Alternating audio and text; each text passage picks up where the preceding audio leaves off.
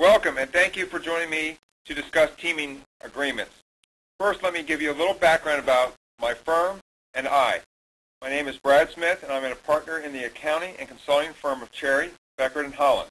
I work in the Government Contractor Services Group, providing cradle-to-grave federal contracting support.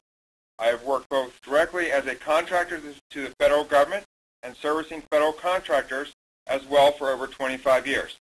Today we will discuss teaming agreements and when they should be used. My contact information is included as the last slide of the presentation. Please feel free to contact me if you have any questions. So let's begin. What is a teaming agreement? Pursuant to FAR Subpart 9.6, a contractor teaming arrangement, or CTA, is defined as an arrangement in which a potential prime contractor agrees with one or more other companies to have them act as its subcontractor or subcontractors under a specified government contract or acquisition program, or two or more companies form a partnership or joint venture to act as a potential prime contractor. A teaming agreement is formed when a prime and sub combine resources for a single procurement. Usually, the subcontractor bid is included within the agreement and is usually included in the prime's package to the government, but not always. Benefits of a teaming agreement: if you're a sub, it helps you provide access to otherwise inaccessible government work through the prime contractor, or a benefit for the prime is it helps provide cost and performance certainty as it relates to your subcontractors, because the teaming agreements are usually binding. The question comes up, why team? You can team for basically three main reasons. The first one would be business strategy. The second would be to increase your technical capability. And the third one would be to protect proprietary information belonging to your other team members. Go back and hit the business strategy purposes. Teaming can improve your proposal and your likelihood for success. This is what this is about. You're trying to improve your chances of winning. You can also share the cost and risk associated with proposal preparation and contract performance by entering into a teaming agreement.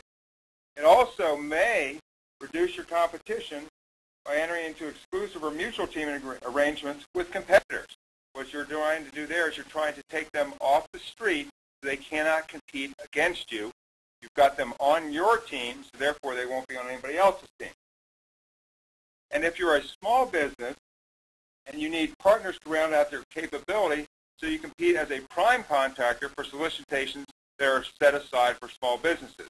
What we mean here is, as a small business, you can round up a couple of your partners and be able to compete against the larger contractors. The second reason for teaming is it may increase your technical capability. In a single source selection evaluation, the government should, and I emphasize the word should, but you'll need to check the solicitation when it comes out, the government should recognize and evaluate the capabilities of all participants in the team. Hence, you're increasing your chances of winning. There's a common theme here. We're trying to team in order to increase our chances of winning. But in order to gain this benefit, the arrangement must be fully disclosed in your submission of the proposal or your submission of the response to the RFP by telling the government very clearly that you do have a teaming agreement in place with subcontractor X, Y, and Z.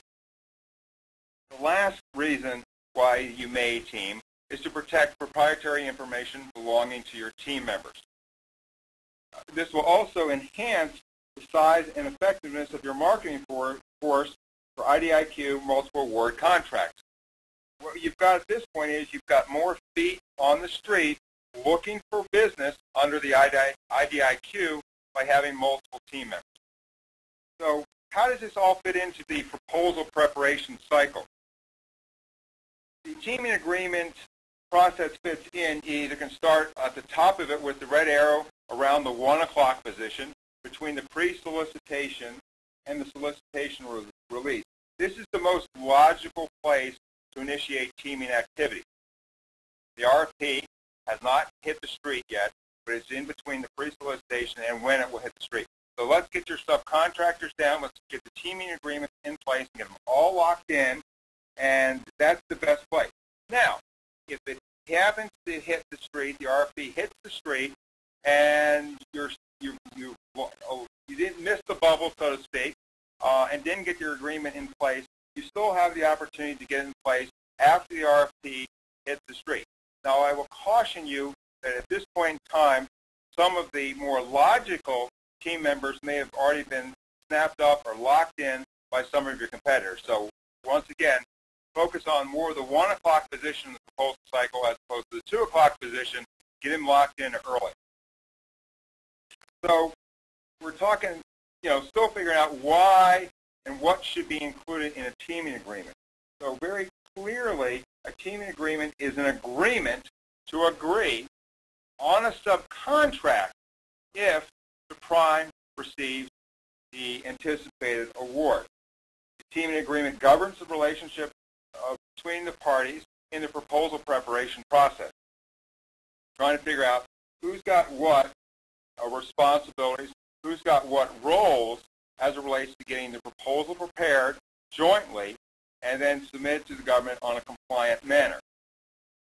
The next one is the recital or whereas clauses, and that shows each other and the government evaluator on the understanding of where the agreement stands, who does what, and as the contract moves from the teaming agreement to hopefully a successful award to the team, and then at that point you've clearly stated to the government who's going to do what, who has what responsibilities to perform the statement of work. The teaming agreement also has to make sure that the purpose of the agreement is only limited to a single RFP. There's some discussion whether you can have a teaming agreement that cuts across multiple RFPs. The answer is clearly is no. A teaming agreement has to be in effect for only one particular agreement or one particular RFP. Some key elements of a teaming agreement are listed below. We're not going to go through all of them, but every teaming agreement should include a very few basic things. The traditional contract and format and formalities, that needs to be in there. Whether the agreement is exclusive or non-exclusive. What that means is, can one of your teaming members be party of 2, 3, 4 teaming agreements? If I'm a sub, I'm looking to get on as many teams as I can. If I'm a prime, I'm trying to limit how many agreements the sub can be on, because once again, you're trying to limit their ability to be successful on other teams because you want their value and their contributions to be on your team exclusively. That's a key point here, whether the agreement is exclusive or non-exclusive. Once again, the duties of a prime contractor, duties of a subcontractor, and how they're going to act together. And the last one that we want to focus a little bit on is the termination or severability provision. What it takes to get out of it if you're a prime, or what it takes to get out of it as a sub. So the next slide we're going to go through is non-disclosure agreements and subcontracts. Often the words non-disclosure agreements or NDAs, subcontracts, and teaming agreements are all kind of lumped together. They're kind of used interchangeably. But these are 3 distinctive activities in the contract cycle, and they need to be treated separately and different, and we cannot assume that an NDA is the same as a subcontract as a teaming agreement. So be very careful on how you use those words. What is a non-disclosure agreement or an NDA? It's a standalone agreement between 2 companies that really decides how the proprietary or confidential information can be used and disclosed and how it will be protected. And then at this point, you've gone through that process, so then you can talk very freely amongst the 2 companies or 3 companies about business-sensitive information is really what we're talking about here, business-sensitive information and how it will be treated with mutual respect on both sides. So in the confidential information and the not to disclose it. So that's an agreement in place in the front end of this process. What is a subcontract? A subcontract is where you're really trying to get to. You've got an NDA in place, you've got a teaming agreement in place, you guys put a proposal together, and then upon successful work, you would convert all this into a subcontract. So the thing here is we need to focus on the first clause, that the subcontract agreements between the prime award recipient and the third party, or the sub in this case, but there is no privity of contract between the government and the third party. Subcontract, prime, sub, or prime and multiple subs. That's how it's set up. Of course, it's a legal contract that enforces the terms and conditions of the teaming agreement that you guys put in place way back when. Could have been a year, could have been 2 years ago. The next slide kind of pulls together how all this comes in place. In order, an NDA is first in the contract cycle. The term that we generally see is a period of 1 or 2 years, and it should survive for a period of 1 or 2 years after the expiration of any teaming agreement or subcontract. Once again, you don't want to go through how you're going to disclose your business sensitive or confidential information, and then all of a sudden you go to a teaming agreement, then you go to a subcontract, then you're free to discuss it out on the proverbial street of how the business sensitive information could be used. Going through the NDA, then you go through the teaming agreement. Well, that's next in the cycle, and that's a pre-proposal tool. We've talked about this. And then defines the parties' approaches to the specific opportunity, and you can or cannot use it in conjunction with an NDA. I would strongly recommend that if you're going to go through the process of locking down a team member, you get an NDA in place first. Then the next logical, as we talked about, would be a subcontractor agreement. So that's the last bullet there, includes consideration. This is where we start talking dollars. This is who gets paid for what. That's making sure that the sub fully understands what they're going to get paid for and what the prime is going to reimburse them for as far as expenses or level of effort within the contract. So what we're going to look for in a good teammate, we're going to evaluate our candidates through a couple different perspectives. The first one is through the buying agency's eyes. Do they have contacts with the government? You want to make sure that if you're going to add a teammate to the process, that they have a good understanding of what the government needs, so they would have a good understanding of what the government was looking to buy. That's the buyer aspect. And do they have what it takes to make the sale? If you're the prime, you want to make sure that they can add value to your team. And if you're the sub, you want to make sure that the prime has the ability to deliver upon everything that they basically stated in the RFP, because they're responsible, that they can deliver to the government what you collectively have decided. You would also look at it from evaluation of the candidates from a business perspective. That does all the team members or the potential teammate have a solid performance record with the government? You want to make sure that the government would view them as an asset to the team, as opposed to liabilities. You have to make sure that they're financially stable. And the last one may seem a little trivial, but it's actually fairly important. Do you like them?